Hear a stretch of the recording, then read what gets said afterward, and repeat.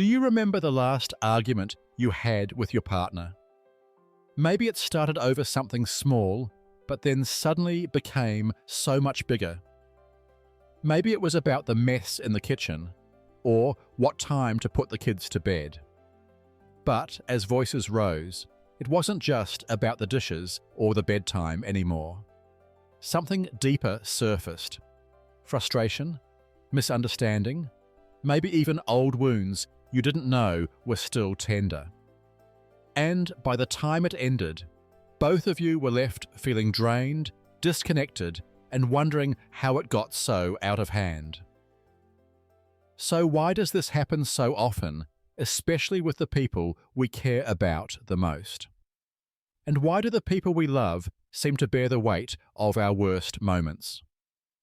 And more importantly, how do you stop this from happening before the damage becomes too deep to repair?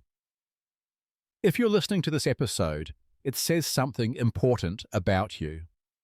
You haven't given up on yourself. You're here because you want something better for your family, your partner, and for yourself. And that courage, that willingness to try, it's the first step toward change. Today, I'm going to share 3 simple techniques you can use to stop conflict in its tracks and turn tense moments into opportunities to reconnect. These aren't abstract theories or overwhelming programs. They're practical tools designed for real life. Tools you can use in your next conversation to shift from defensiveness to understanding and from conflict to connection. Hello, and welcome to episode 147 of the Anger Secrets podcast.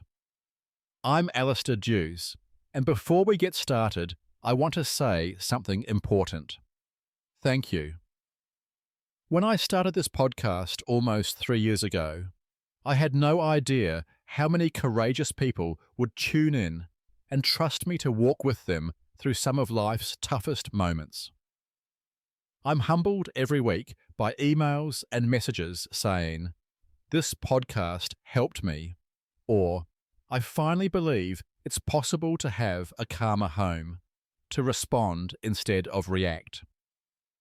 So, if you're here today, it means you're willing to be honest about anger's impact on your life and your relationships. That takes real courage. I've spoken with hundreds of men and women who waited too long, who now live with regret over lost relationships, broken trust, even careers they couldn't save. I don't want that for you. If you feel overwhelmed right now, or if you're not sure where to begin, I want you to know there is help. The first step can be as simple as having a conversation with me. If you'd like guidance about what's going on for you, go to angersecrets.com and book a free 30-minute anger assessment call with me. Tell me what you're struggling with, and let's talk about where you can go from here.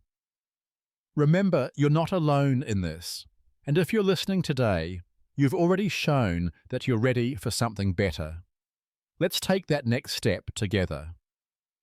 Okay, with that being said, let's dive into today's topic: how to end arguments before they begin. As you know, conflict is a normal part of any relationship. No matter how long you have been together or how strong your relationship is, there will always be times when you and your partner do not see eye to eye on something. It's simply a fact of life. But one major factor that separates couples who struggle in their relationship from those who create strong, happy, and long-lasting relationships is how they manage conflict.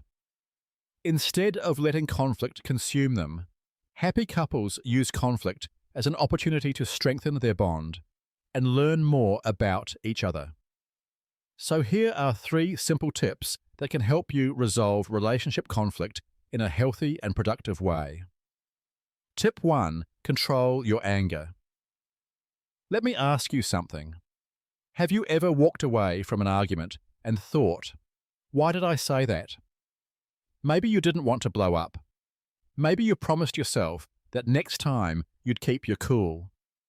But when emotions hit their peak, anger can take over, and fast. In fact, anger is often the biggest wall between you and a resolution. When tempers flare, it's easy to say or do things you regret, words that can't be taken back, actions that leave scars. And the truth is, when anger dominates, it can make your partner feel unsafe or unheard. The conversation shuts down. Suddenly, it's not about solving the problem anymore. It's just about surviving the storm. I've worked with enough couples to tell you, this cycle is common, but it isn't inevitable. And here's something I repeat often. Anger never truly works. It doesn't help you be heard or move you closer to understanding. It just widens the gap. So, if you want to change this destructive pattern of conflict, the first step is learning how to manage anger in healthier, more constructive ways. Even small shifts, pausing, breathing, stepping away for a moment, can change the tone of a conversation. If you're looking for support with this, know that you don't have to figure it out alone. Visit my website, angersecrets.com, and book a free 30-minute anger assessment call. Let's talk about what's been happening for you and how you can move forward one step at a time. Tip 2. Seek to understand, not to win. Let me ask you something. Have you ever found yourself trying so hard to make your point in an argument that you lose track of what really matters? It's so easy to slip into the mindset of winning, proving you're right, getting the last word. But often, what gets lost in the heat of the moment is the health of your relationship itself. When you argue just to be right, the conversation turns into a tug of war. All the little things, whose turn it was to do the dishes, a comment taken the wrong way, suddenly take on outsized importance. The original connection between you and your partner starts to fade behind the need to win. But what if you paused and took a different approach?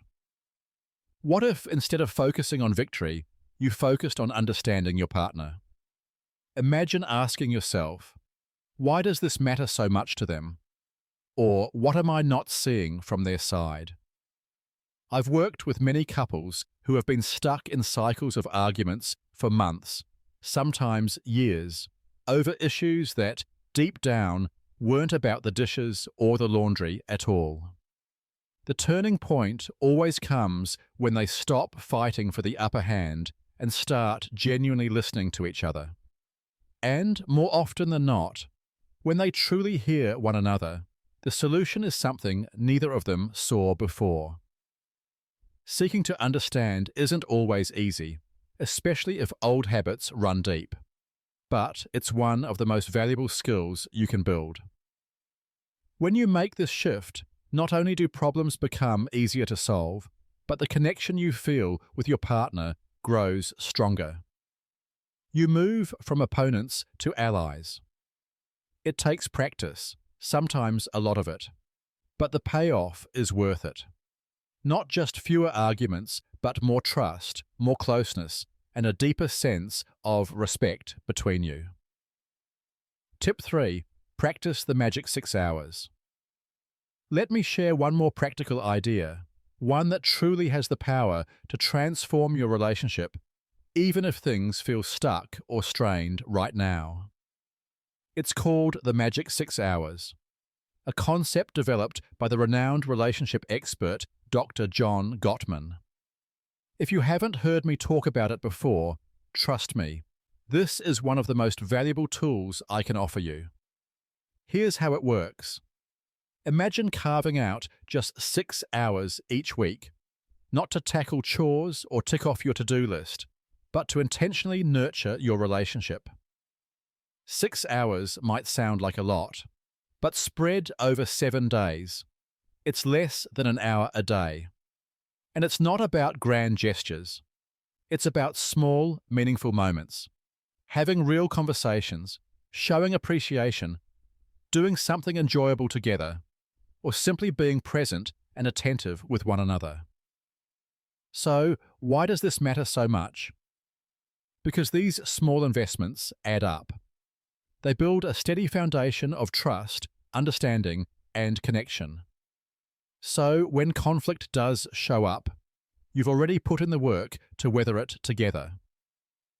Plus, by regularly making time for each other, you keep the little problems from piling up and turning into major regrets. If you want a guideline for what healthy couples actually do, this is it. They don't wait for trouble to hit. They make connection a habit.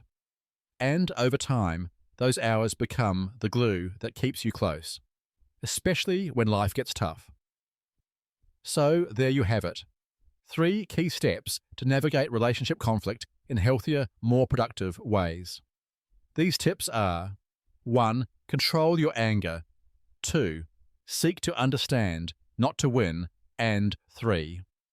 Practice the magic 6 hours. And remember, conflict is a natural part of any relationship. But it is how you handle conflict that determines whether conflict strengthens or weakens your bond with your partner. Okay, that's it for today's episode: how to end arguments before they begin. If this episode was helpful for you, hit that follow button and maybe leave a quick review. It helps others find the podcast, and it might be the exact thing someone else needs right now. And remember, if you want a free training on how to control your anger or a chance to chat one-on-one with me, just head over to angersecrets.com. There's a free 30-minute call you can book. No pressure, just a genuine conversation. And if you're ready to get serious about changing how you show up in your relationship, take a look at the complete anger management system at angersecrets.com/course. I'd love to help you once and for all. And finally, remember, you can't control what other people say or do, but you can control yourself. And that's where your real power lives. Take care, and I'll talk to you soon. The Anger Secrets podcast is for general informational purposes only, and does not constitute the practice of counseling, psychotherapy, or any other professional health service. No therapeutic relationship is implied or created by this podcast. If you have mental health concerns of any type, please seek out the help of a local mental health professional.